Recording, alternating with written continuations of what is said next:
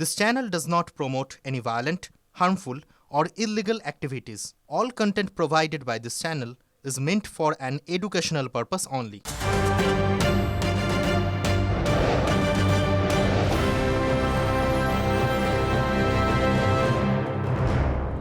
নমস্কার, দেখছেন টিভি9 বাংলা। মধুকল্পিতা সম্প্রতির সঙ্গে রয়েছি আমি শুভজিৎ মিত্র। ভর সন্ধ্যাবেলা সন্ধ্যে সুপার প্রাইম টাইমের সবথেকে বড় খবর ব্রেক করছি আমরা। এই মুহূর্তের বড় খবর ব্রেক করছি আমরা। এসআইআর শুনানির সময় বাড়ানো রাজ্যে তিনটে জেলা থেকে। এসআইআর শুনানির সময় বাড়ানো রাজ্যে তিনটে জেলা থেকে, মালদা, দক্ষিণ 24 পরগনা এবং উত্তর কলকাতা। ইতিমধ্যে এই তিন জেলার নির্বাচনী আধিকারিক যারা আছেন তারা সিও দপ্তরে জানিয়েছেন। এই মুহূর্তের বড় খবর, সিও ইতিমধ্যে নির্বাচন সদনে চিঠি পাঠিয়ে দিয়েছেন। শ্রাবন্তী আমাদের সঙ্গে রয়েছেন, আমাদের সহকর্মী শ্রাবন্তী। কালকে শেষ হওয়ার কথা ছিল 7 তারিখ, এখনো পর্যন্ত তিনটে জেলার নির্বাচনী আধিকারিক তারা সময় বাড়ানোর আর্জি করেছেন। এরপরের সিও দপ্তর কি করবে সেটা সময় বলবে, কিন্তু প্রশ্ন হচ্ছে সূত্র কি বলছে, 14 তারিখ কি ফাইনাল লিস্ট প্রকাশিত হবে নাকি সেটাও পিছোতে পারে? দেখো, আপাতত চিঠি লিখবেন বলে ঠিক করেছেন সিও, শুধুমাত্র এই তিনটি জেলার জন্য। উত্তর কলকাতার 3টি বিধানসভায় এখনো পর্যন্ত কাজ শেষ হয়নি, বাকি মালদা, দক্ষিণ 24 পরগনা এখানেও কাজ বাকি রয়েছে। কার্যত এই 3টি জায়গার জন্যই আলাদা করে চিঠি লিখছে কমিশন, যদিও বাদ বাকি সমস্ত জেলা নিয়ে আর কিছু বক্তব্য নেই কমিশনের। ফলে আগামী দিন, যেহেতু আজকেরই 6 তারিখ, আগামীকাল হিয়ারিং শেষ হবার দিন, আগামীকাল আজ রাতের মধ্যে যদি নোটিফিকেশন না আসে তাহলে হিয়ারিং এর সময় বাড়ানো হবে না, অথবা শুধুমাত্র এই 3টি জায়গা 3টি জেলাকে আলাদা তিনটি জেলাকে আলাদা করে সময় দেওয়া হবে। সেক্ষেত্রে কার্যত 14 তারিখের মধ্যে আদতে এই সময়সীমা বাড়ানো হবে কিনা সেটা নিয়ে একটা প্রশ্ন থাকছে। 14 তারিখের পরে যে সময়টা লাগছে, যেহেতু 7 তারিখ থেকে 14 তারিখ 1 সপ্তাহ সময় লাগছে, সেটা ফ্যাক্ট চেকিং এর থাকছে। কমিশনের সূত্রের খবর রয়েছে যে যারা মাইক্রো অবজারভার রয়েছেন, ইআরও রয়েছেন, যদি প্রয়োজন হয়, যদি টাইম লাইন বেঁধে দেয় কমিশন, জাতীয় নির্বাচন কমিশন, তাহলে তারা সেই সংখ্যাটা বাড়িয়ে নিতে পারবেন। কিন্তু সময় বাড়ানোর আর্জি সম্ভবত আর করা হবে না। এখন ডিপেন্ড করছে জাতীয় নির্বাচন কমিশন তারা নিজেরা কি আদতে কোনো সময় বাড়িয়ে দেয়। শুভজিৎ সঙ্গে দেখো শ্রাবন্তী, এই মুহূর্তের বড় খবর, আজকে 6 তারিখ সন্ধ্যাবেলা যে খবর ব্রেক করলাম আমরা, 7 তারিখ অর্থাৎ আগামীকাল শুনানি শেষ হওয়ার কথা ছিল এসআইআর শুনানি, কিন্তু 6 তারিখ সন্ধ্যাবেলা পর্যন্ত আমরা যে খবর পেয়েছি, মালদা এবং দক্ষিণ 24 পরগনা জেলা শাসক যারা আছেন তারা ইতিমধ্যেই শুনানির দিন বাড়ানোর আর্জি করেছেন। পাশাপাশি একই আর্জি করা হয়েছে উত্তর কলকাতার নির্বাচনী আধিকারিকের তরফ থেকে। সিইওর কাছে ইতিমধ্যেই চিঠি পৌঁছে গেছে এবং শ্রাবন্তী যে কথা বলছিল, সিইও মনোজ আগরওয়াল তিনি নির্বাচন সদনে চিঠি দেবেন। এখন দেখার সময় বাড়ানো হয় কি হয় না। যদি 7 তারিখটা বাড়ানো হয় তাহলে সেক্ষেত্রে কি 14 তারিখ যে ফাইনাল লিস্ট প্রকাশ হওয়ার কথা ছিল সেটা পিছিয়ে যাবে? সব থেকে বড় প্রশ্ন।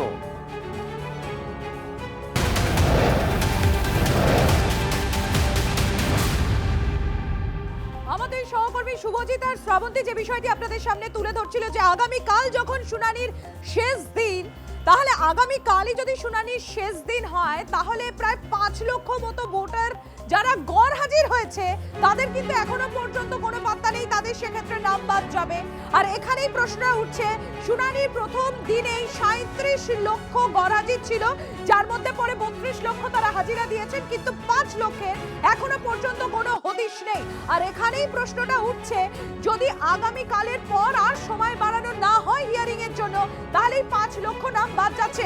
শ্রাবন্তীর কাছে চলে যাবো। শ্রাবন্তী, এই যে 5 লক্ষ যারা এখনো পর্যন্ত গড় হাজির, যারা হাজিরা দেয়নি, যদি আগামীকালই শেষ দিন হয় যেরকম এখনো পর্যন্ত নির্ধারিত সময় দেয়া আছে নির্বাচন কমিশনের তরফে, তাহলে তো এই 5 লক্ষ নাম বাদ যাবে। এই 5 লক্ষ নাম কারা? এখনো পর্যন্ত কোনো হিট পাওয়া যাচ্ছে? দেখো, কয়েকটি ক্যাটাগরিতে ভাগ করা যেতে পারে। এই যে 5 লক্ষ মানুষ তারা হিয়ারিংয়ে হাজির হলেন না, তার কটা ক্যাটাগরির অনুসারে হচ্ছে, একটা হচ্ছে ভুয়ো ভোটার হতে পারে, 2 হচ্ছে শিফটেড ভোটার হতে পারেন, অর্থাৎ এক জায়গা থেকে অধিক জায়গায় তাদের নাম রয়েছে ইত্যাদি। বিভিন্ন কারণবশত তারা হিয়ারিংয়েই হাজির হননি। মোট 1,51,00,000 মানুষের হিয়ারিংয়ের নোটিশ জেনারেট হয়েছিল, তার মধ্যে থেকে 5 লক্ষ লোক 5 তারিখ পর্যন্ত আসেননি। সেক্ষেত্রে আগামীকালের মধ্যে যদি তারা না আসেন তাহলে স্ট্রেট ওয়েতে বলা যেতে পারে বাদ যাচ্ছে। এক্ষেত্রে সম্প্রতি 58 লক্ষ আগেই বাদ গেছিল, এবার 5 লক্ষ অর্থাৎ 63 লক্ষের মতো প্রায় ভোটার তারা বাদ যেতে পারেন এরকমটা মনে করছে কমিশন। যদিও যাদেরই বাদ দেওয়া হবে তাদের প্রত্যেককে একটি নোটিশ দিয়ে দেওয়া হবে, একটি রিপ্লাই দেওয়া হবে, কেন তাদের নাম বাদ যাচ্ছে এসআইআর থেকে সেই সম্পর্কে লেখা থাকবে। একই সঙ্গে 37 লক্ষ ভোটার তারা প্রথম শুনানিতে এসে হাজির হননি, অর্থাৎ তারা পরবর্তী যে দফায় 2 দফায় শুনানির কথা ছিল সেখানে এসেছেন কিনা সেটা আপাতত খতিয়ে দেখছে কমিশন। সেক্ষেত্রে 37 লক্ষের মধ্যে যদি অঙ্কের হিসেব বলে যদি 20 লক্ষ ভোটারও এসে হাজির হন, আলটিমেটলি কত সংখ্যক বাদ যেতে পারে সেটা নিয়ে কিন্তু আপাতত ভাবাচ্ছে কমিশনকে। তাই আপাতত ঝাড়াই বাছাই চলছে, কারা আসেননি, কেন আসেননি সে বিষয়ে একেবারে শেষ মুহূর্তে ঝাড়াই বাছাই করছে কমিশন। সম্প্রীতি, শ্রাবন্তীর সঙ্গে থাকো, আমাদেরও নজর থাকবে এদিকে। এসআইআর প্রক্রিয়াটা একটা অসভ্য প্রক্রিয়া। এটা আরএসএস রাজনীতির অংশ। সেই রাজনীতির অংশ হিসেবেই বিজেপি তার পক্ষে, তৃণমূল এতদিন চুপ করেছিল, শেষ বাজারে এখন গিয়ে একটা দেখাবার চেষ্টা করছে আমরা অনেক কিছু করেছি, কিন্তু ওখানে ধরা পড়ে গেছে। মোস্তারি বানুর কেস নভেম্বর মাসে, তারপরে সরকার কেউ পর্যন্ত পছন্দ না করে মুখ্যমন্ত্রী নিজে গিয়ে দাঁড়ালেন যেন ছবিটা সামনে আসে। আসল লক্ষ্যটা নির্ভুল ভোটার তালিকা নয়, আসল লক্ষ্যটা হচ্ছে ভোটার তালিকায় নাম বাতিল করা। যা খুশি বাতিল হয় হোক, আমার ভোট জিততে হবে, এটা মানুষকে দাঁড়িয়ে দেওয়া হচ্ছে, ভীতির সঞ্চার করা হচ্ছে, ভোটের অধিকার কেড়ে নেবার চেষ্টা হচ্ছে, খুবই খারাপ হচ্ছে। এখনো প্রায় 60 লক্ষের উপরে মানুষের হিয়ারিং বাকি। 7 দিনে 60 লক্ষ। যারা প্রতিদিন 1.5 লক্ষ হিয়ারিং করতে পারেনি তারা প্রতিদিন 10 লক্ষ করে হিয়ারিং করবে। এই অসভ্য প্রসেসের মাধ্যমে আসলে একটা বড় সংখ্যক গরিব মানুষ, মহিলারা, দলিত, মাইনরিটি, তাদের ভোটাধিকার হরণের চেষ্টা করছে এই বর্বর অসভ্য নির্বাচন কমিশন। বিজেপি চাকরে পরিণত হয়েছে। ডিস্ট্রিক্ট ম্যাজিস্ট্রেট যে কথা বলেছেন সেটা একেবারে রেশনাল কথা, যে এতগুলো মানুষের যদি লজিক্যাল ডিসক্রিপেন্সি হিয়ারিং করতে হয় তাহলে তার জন্য যে অ্যাডিকুয়েট টাইম প্রয়োজন সেটা যদি দেওয়া না হয় এবং সেটা না দিয়ে যদি মানুষগুলোকে বাদ দেওয়া হয় তাহলে কিন্তু সুপ্রিম কোর্টের দরজা খোলা আছে। আগের দিন যেরকম কানমোলা খেয়েছে মমতা দি অ্যাপিয়ার করার পরে সুপ্রিম কোর্টে, নির্বাচন কমিশনকে কার্যত তুলোধনা করেছে সুপ্রিম কোর্ট। তার জন্য যেন প্রস্তুত থাকে নির্বাচন কমিশন।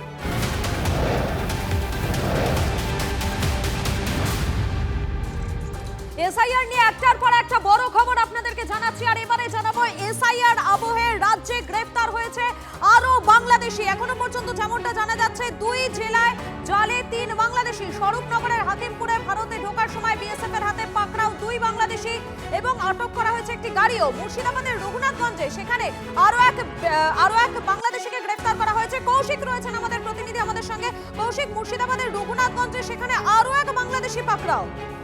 দেখো, একদমই তাই। বিএসএফ যখন সীমান্তে নজরদারি চালাচ্ছিল সেই সময় একজনকে সন্দেহ হয় এবং তাকে জিজ্ঞাসাবাদ করে জানতে পারে যে সে একজন বাংলাদেশি নাগরিক এবং শরীফ শেখ নাম, বাংলাদেশের চাপাই নবাবগঞ্জের বাসিন্দা। সে সীমান্তে পার করে ভারতে প্রবেশ করেছিল, তবে কোন উদ্দেশ্যে প্রবেশ করেছিল সেটা এখনো স্পষ্ট নয়। এরপরে বিএসএফ রঘুনাথগঞ্জ থানার পুলিশের হাতে তুলে দেয়। দিন 2 আগেও কিন্তু এই রঘুনাথগঞ্জ এলাকায় বাংলাদেশি গ্রেপ্তারের ঘটনা ঘটেছে। একের পর এক বাংলাদেশি গ্রেপ্তারের ঘটনায় আইন শৃঙ্খলা নিয়ে যেমন ভাবাচ্ছে, সেরকম এদের আসল উদ্দেশ্য কি সেটাও কিন্তু ভাবাচ্ছে পুলিশ প্রশাসনকে। ধন্যবাদ তোমাকে।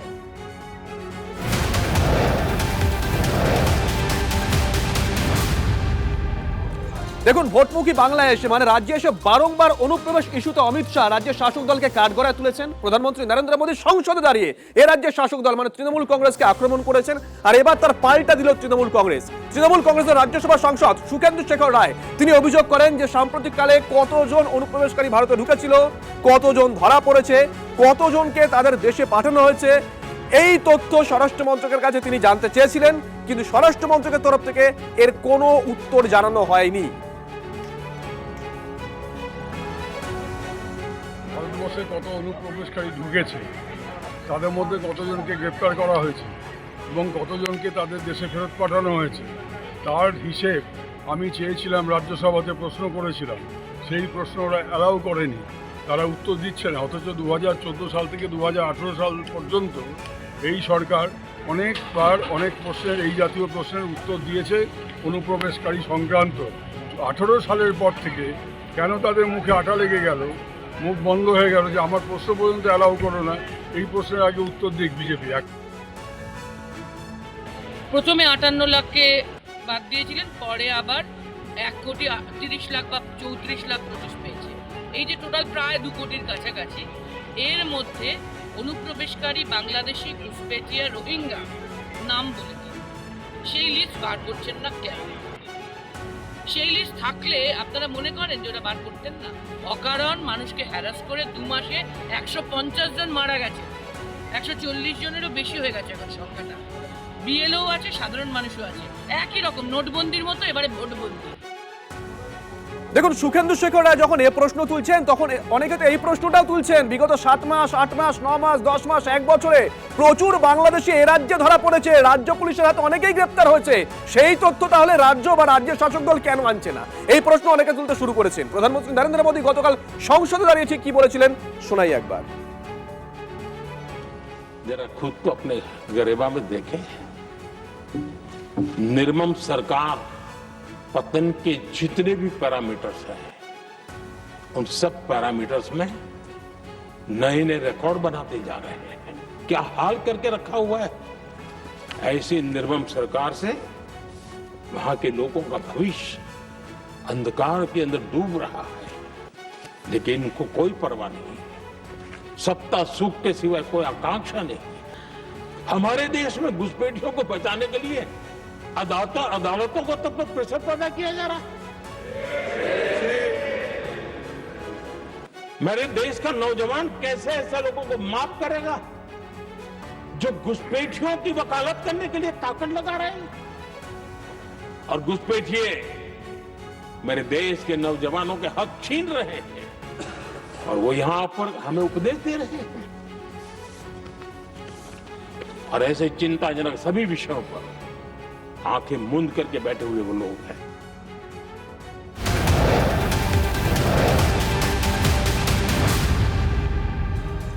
ঠিক একটু আগেই যেরকম আপনাদের সামনে তুলে ধরছিলাম যে আগামীকাল শুনানির শেষ দিন, আর সেই শুনানি শেষের আগে আবারও ফর্ম 7 নিয়ে রীতিমতো তুলকালাম বাদুড়িয়াতে। সেখানে বিডিও অফিসে, ব্লক অফিসের সামনে রীতিমতো তুলকালাম। তৃণমূল কংগ্রেসের তরফ থেকে অভিযোগ করা হচ্ছে যে বিজেপি নেতাদের বিরুদ্ধে 33 জনের নাম বাদের চক্রান্ত অভিযোগ করছে বিজেপি নেতার বিরুদ্ধে। তৃণমূল কংগ্রেসের তরফ থেকে অভিযোগ করা হচ্ছে, আর এই নিয়ে রীতিমতো কমিশনের বিজেপিকে একযোগে আক্রমণ তৃণমূল কর্মীদের। দেখুন সেই ছবি তুলে ধরছি আপনাদের সামনে। সেই দালালগুলোকে নিয়ে আসেন, প্রশাসন থাকবে, ওকে জবাই করে দেবো।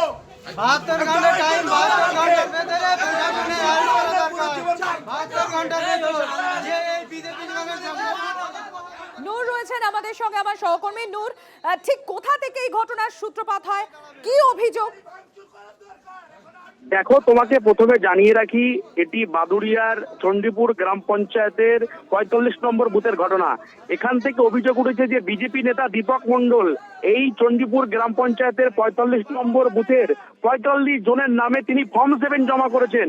এর মধ্যে 33 জনকে মৃত দেখানো হয়েছে, 12 জনকে ডবল দেখিয়ে মোট 45 জনের নামে বিজেপি নেতা দীপক মণ্ডল ফর্ম 7 জমা করেছে। তারপর যখন এই খবর জানাজানি হতেই যাদের নামে ফর্ম 7 জমা করা হয়েছে তারা কিন্তু বাদুড়িয়া বিডিও অফিসে চলে আসে। বাদুড়িয়া বিডিও অফিসে চলে আসার পরে তারা বিক্ষোভ দেখাতে শুরু করে এবং নির্বাচনের কাজে যুক্ত থাকা একজন আধিকারিক তাকে কিন্তু হেনস্থা করা হয়, তার সঙ্গে ধাক্কাধাক্কি করা হয়, তাকে তর্ক বিতর্ক করা হয়। এই ঘটনার সঙ্গে মোটামুটি তৃণমূল কংগ্রেসের সমর্থিত যারা লোকজন রয়েছেন তারা কিন্তু যুক্ত রয়েছে। বিজেপির যে নেতা দীপক মণ্ডল, তার সাথে আমরা যোগাযোগ করেছিলাম, তিনি কিন্তু বাড়িতে নেই, অর্থাৎ তার সঙ্গে মোবাইলে টেলিফোন লাইনে একাধিকবার যোগাযোগ করা হলে তার সাথে কোনো যোগাযোগ করা যায়নি।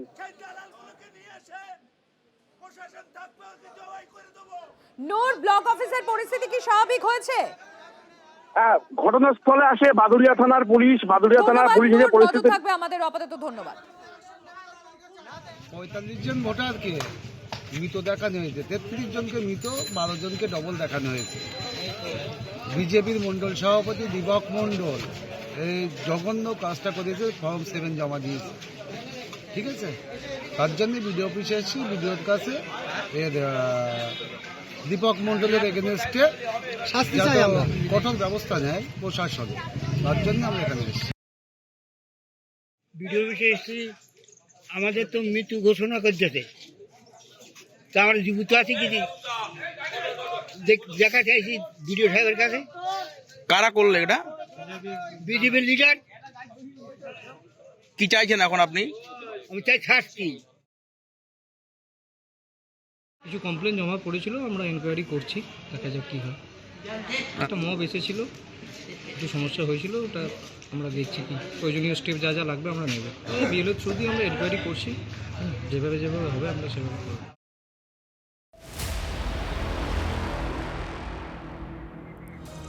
আর এবারে আমরা নজর রাখবো সিইও দপ্তরের দিকে, কেননা সিইও দপ্তরের সামনে সেখানে আবারও বিক্ষোভ মঞ্চ, অবস্থান বিক্ষোভে বিএলও মঞ্চ। কমিশনের বিরুদ্ধে স্লোগান বিএলওদের একাংশে। এসআইআর এর শেষ পর্বে এসেও নিত্য নতুন ফরমান কেন, প্রশ্ন তুলে বিক্ষোভে বিএলও ঐক্য মঞ্চ।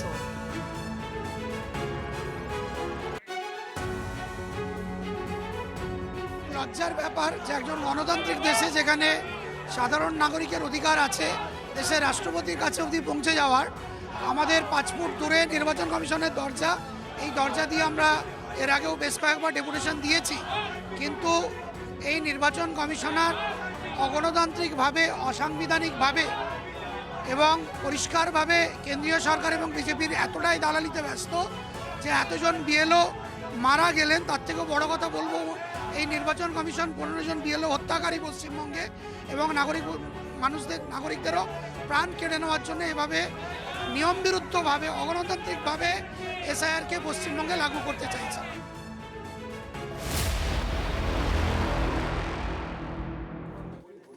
এদিকে আজকে সকাল থেকে এই কার্যত উত্তপ্ত ছিল বিধানসভা। দফায় দফায় আমরা দেখেছিলাম নেতারা বাকযুদ্ধে জড়িয়ে পড়েন। একটা সময় শুভেন্দু অধিকারী উদয়নগো বাকযুদ্ধে জড়িয়ে পড়েন, একটা সময় ফিরহাদ হাকিম, অগ্নিমিত্রা পাল বাকযুদ্ধে জড়িয়ে পড়েন, এবং সর্বশেষে অশোক লাহিড়ী এবং চন্দ্রিমা ভট্টাচার্য তারা দুজনে বাকযুদ্ধে জড়িয়ে পড়েন। আর এরপরেই বিজেপি পরিষদীয় দলের যারা রয়েছেন, সদস্য বিধায়ক যারা আছেন, তারা বেরিয়ে আসেন, ওয়াকআউট করেন, স্লোগান দেন গাড়ি বারান্দা, যে ছবি আপনাদেরকে দেখাচ্ছি। বিজেপির তরফ থেকে অভিযোগ করা হয় অশোক লাহিড়ীকে ব্যক্তিগত আক্রমণ করে অপমান করেছেন চন্দ্রিমা ভট্টাচার্য। প্রতিবাদের শুভেন্দুর নেতৃত্বে ওয়াকআউট বিজেপি বিধায়কদের।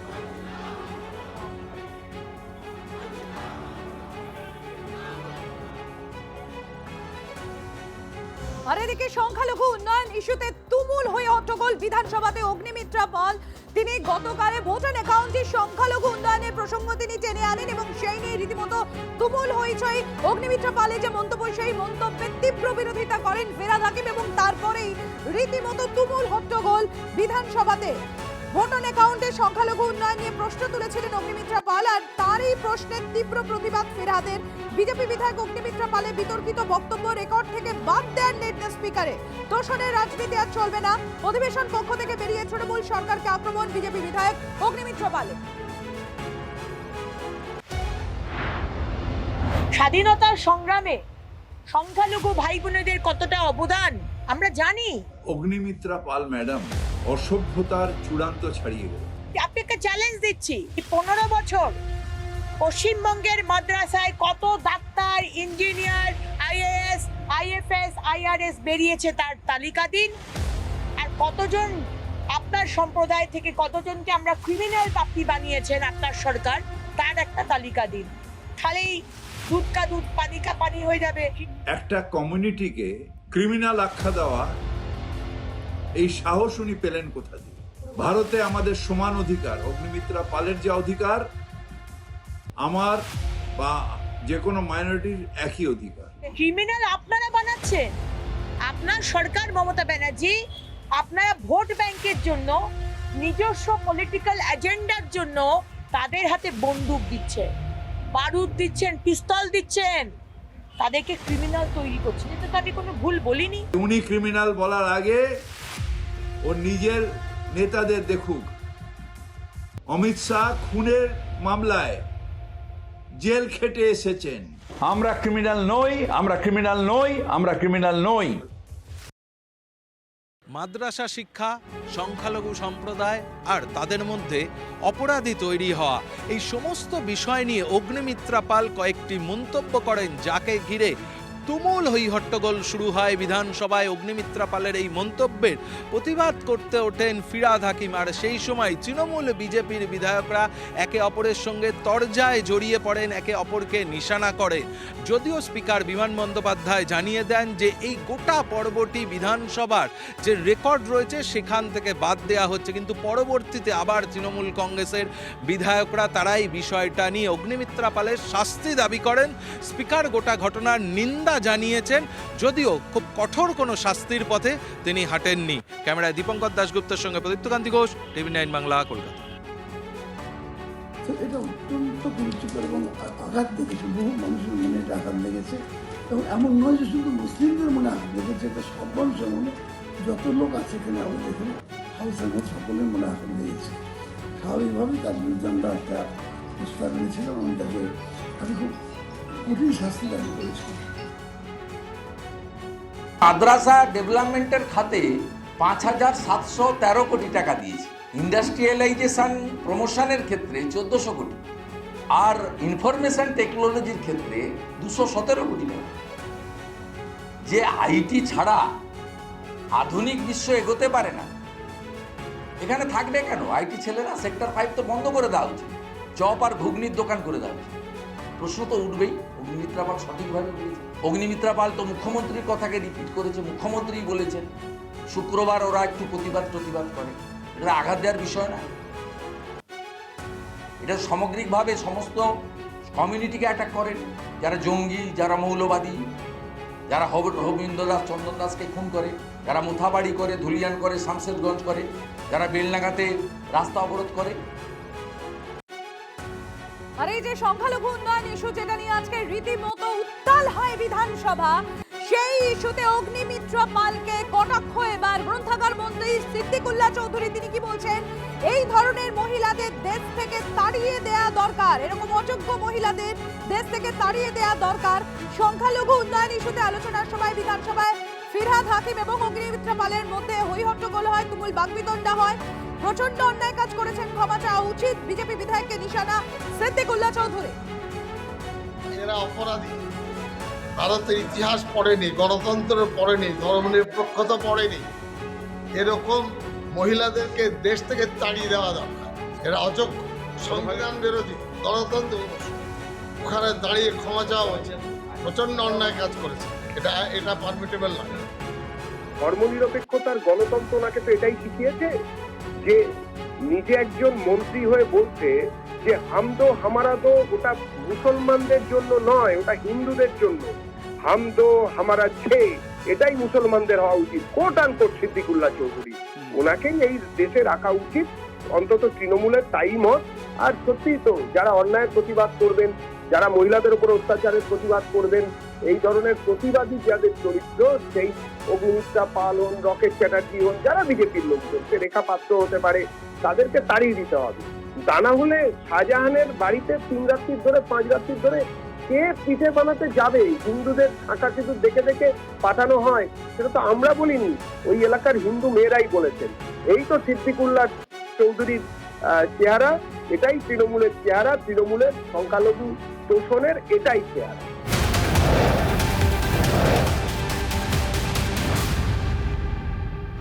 বিধানসভায় এবার উদয়ন গুহ বনাম শুভেন্দু অধিকারী তরজা।